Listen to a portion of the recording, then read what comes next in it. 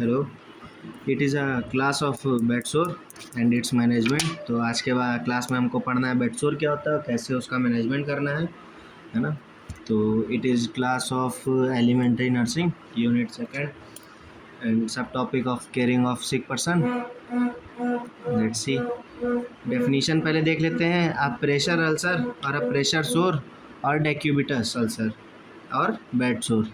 तो बेड सोर के चार नाम हमको पता चल गए कौन कौन से, pressure ulcer, pressure sore, decubitus ulcer या बेड सोर। तो these are the four name of bed sore. फिर देखते हैं क्या। Bed sore is localized injury to the skin and other underlying tissue usually over a bony prominence as a result of prolong unrelieved pressure. मतलब जो हमारा pressure ulcer या pressure सोर या डिक्यूबिटस अल्सर या बेड सोर, ये क्या है, ये एक टाइप की स्किन की लोकलाइज्ड इंजरी है जो स्किन और उसके अंडरलाइंग टिश्यू, मतलब उस स्किन के पार्ट के अंडर जितने भी टिश्यूज़ पाए जाते हैं यूजुअली बोनी प्रोमिनेंस पे as a result of a prolonged unrelieved pressure. मतलब उस एरिया पर जहाँ पर ज़्यादा टाइम के वजह से प्रेशर पड़ने की वजह से वहाँ की स्किन क्या हो जाती है, ख़राब हो जाती है और वहाँ पर क्या हो जाता है, अल्सर बन जाता है। और वही अल्सर इतना फैल जाता है कि उसके अंडर पाए जाने, मतलब उसके नीचे पाए जाने वाले टिश्यूज़ वो भी सब खराब हो जाते हैं। तो ये हमारा बेड सोर की definition. So what are the causes and risk factor for bed sore. सबसे पहले क्या है, फ्रिक्शन, मतलब रगड़ की वजह से, फ्रिक्शन की वजह से बेड सोर होता है। दूसरा, शियर की वजह से हमारा बेड सोर देखा जाता है। फिर क्या है, इम्पेयर्ड फिजिकल मोबिलिटी, मतलब किसी भी तरह की ख़राब फिजिकल मोबिलिटी की वजह से, मतलब मोबाइल नहीं है हमारे कोई भी फिजिकल ऑर्गन्स या फिजिकल पार्ट्स। फिर क्या है, अल्टर्ड लेवल ऑफ कॉन्शियसनेस, मतलब पेशेंट का कॉन्शियसनेस लेवल अल्टर हो जाए, मतलब ख़राब हो जाए।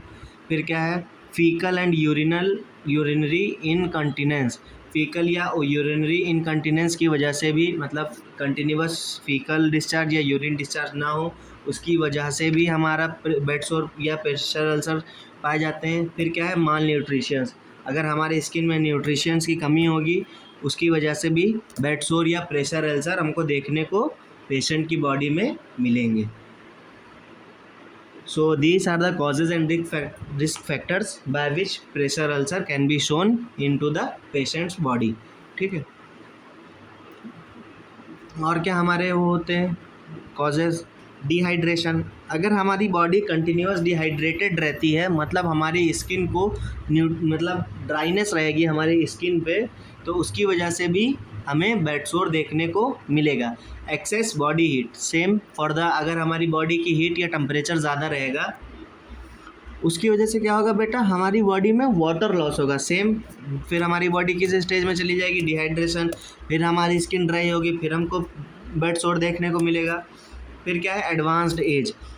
तो बेटा एडवांस्ड एज का मतलब है जो बूढ़े लोग होते हैं, मतलब जिनकी एज ज़्यादा होती है ना, उनमें ये क्या होता है, कॉमन होता है, क्योंकि उनकी स्किन देखते हो ना, जितने बूढ़े लोग हैं घर में, दादी दादा होंगे, उनकी स्किन कितनी पतली हो जाती है ना, तो वहाँ पर भी न्यूट्रिएंट्स की कमी हो जाती है और उसकी वजह से भी हमको बेड सोर या प्रेशर अल्सर देखने को मिलते हैं।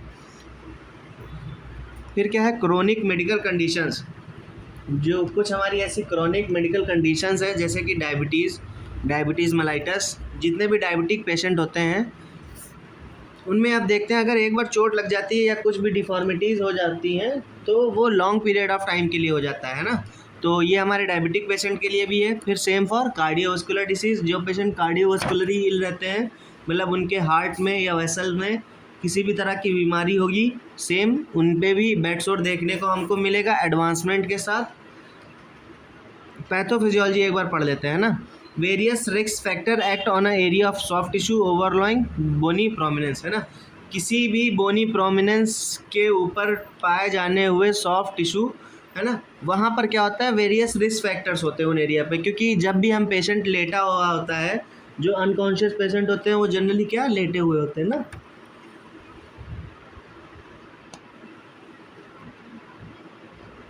तो उनकी जितने भी बोनी प्रोमिनेंस होती हैं तो उसके अंडर स्किन और उसके अंडर अंडरलाइंग टिश्यूज़, है ना, वहाँ पर प्रेशर पड़ेगा। फिर क्या होगा, when the pressure exceed normally capillary pressure, है ना, जो नॉर्मल कैपिलरी प्रेशर से वो प्रेशर जब एक्सीड हो जाता है फिर क्या होगा, occlusion and tearing of small blood vessels, जो हमारी बॉडी में प्रेजेंट स्मॉल ब्लड वेसल्स हैं, कैपिलरीज हैं, वहाँ पर क्या होगा, ऑक्लूजन होने लगेगा और टीयरिंग होने लगेगी, जिसकी वजह से टिश्यू परफ्यूजन रिड्यूस हो जाएगा। परफ्यूजन क्या होता है बेटा, जो भी हमारा गैसियस एक्सचेंज टिश्यूज से ब्लड के बीच में होता है वो क्या होता है, परफ्यूजन होता है, वो रिड्यूस हो जाएगा। फिर उसकी वजह से क्या होगा, इस्चेमिक नेक्रोसिस।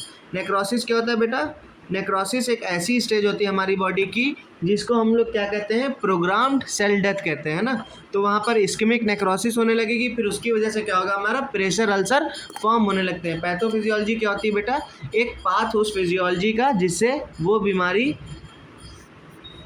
बनती है ना बॉडी के अंदर। तो कैसे, सबसे पहले तो जितने भी बोनी प्रोमिनेंस होंगे वहाँ पर उसके अंडरलाइंग स्किन और सॉफ्ट टिश्यूज़, वहाँ पर वेरियस रिस्क फैक्टर जनरेट होगा, और फिर जब वहाँ पर प्रेशर पड़ेगा और वो प्रेशर जब हमारा नॉर्मल कैपिलरी प्रेशर से एक्सीड हो जाएगा, फिर उसके बाद वहाँ पर जो ब्लड वेसल्स होंगी, कैपिलरीज होंगी, उनमें ऑक्लूजन और टीयरिंग होने लगेगी,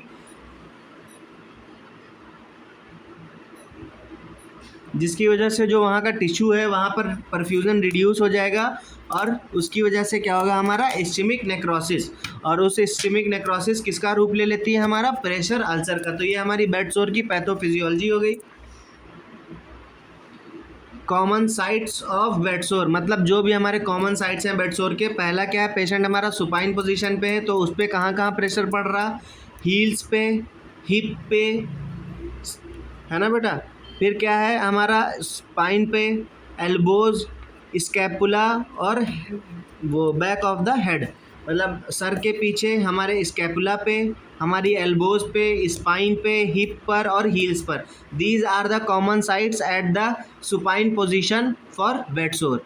फिर क्या हमारी साइड लेइंग पोजीशन या लेटरल पोजीशन, इस पे कहाँ कहाँ बेड सोर हो सकते हैं, प्रेशर कहाँ कहाँ पड़ेगा, हमारे ईयर पे, हमारे शोल्डर पे, एक साइड की एल्बो पर, और जिस साइड मतलब लेटा हुआ है पेशेंट उस साइड की हिप पर, फिर हमारी नीज़ पर, टोज़ पर और हील पर। These are the side for side lying. और अगर हमारा पेशेंट प्रोन है तो कहाँ कहाँ, हमारे चीक्स पर, चेस्ट पर, क्लेविकल पर, हमारे आगे पेल्विक रीजन पे, नीज़ पे और हमारे पैरों की उंगलियों पे। ये हमारे अगर प्रोन है पेशेंट तो ये हमारे कॉमन साइट्स हैं बेड सोर के। डिफरेंट डिफरेंट पोजीशन पे डिफरेंट डिफरेंट साइट्स होंगी बेड सोर्स की। बेटा ये याद करना बहुत ज़रूरी है कि कौन से पोजीशन पे कौन से हमारे प्रेशर साइट हैं, और वही प्रेशर साइट हमारे क्या होते हैं, common site for bed source, है ना।